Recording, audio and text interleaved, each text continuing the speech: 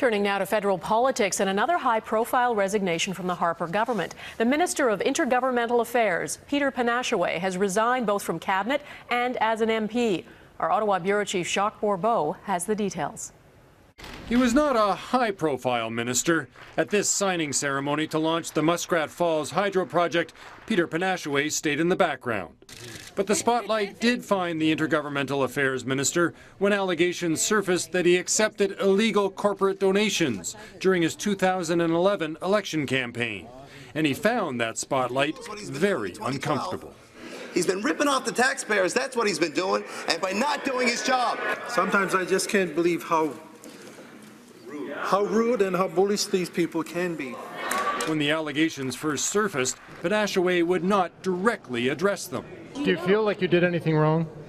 It's an uncomfortable situation. But today, in a surprise announcement, Penashue admitted he made a mistake, that his campaign accepted ineligible donations.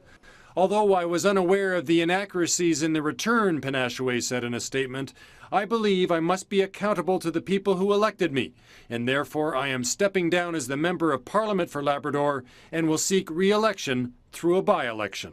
Global News has learned that 10 days ago, Penashue submitted a revised spending report to Elections Canada, and it contains even more spending irregularities.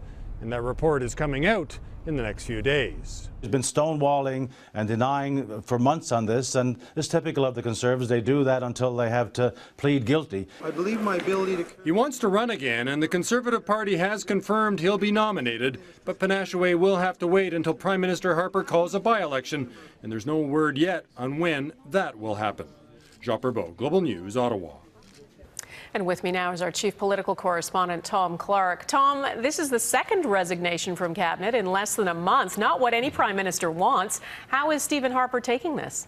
Cautiously, Donna. There are really two things at stake here. One is the reputation of the party, and as you've said, that's already taken a hit with this resignation, that of Aboriginal Affairs Minister John Duncan, last summer Bev Oda, remember the orange juice, not to mention the Senate shenanigans.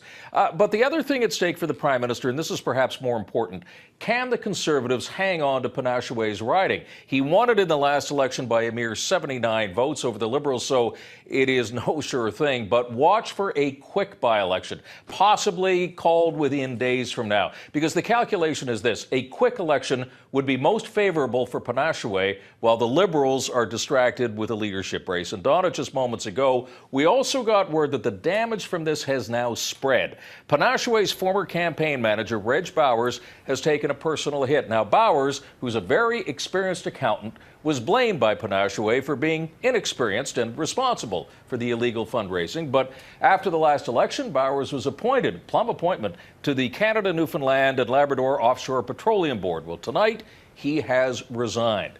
As for Penashue himself, his strategy has been to get ahead of this, be seen to be doing the right thing by stepping down. But there may be some criticism yet for causing a by-election that will cost taxpayers hundreds of thousands of dollars for something that Penashue says was not his fault. Donna? All right, Tom Clark in Ottawa, thank you.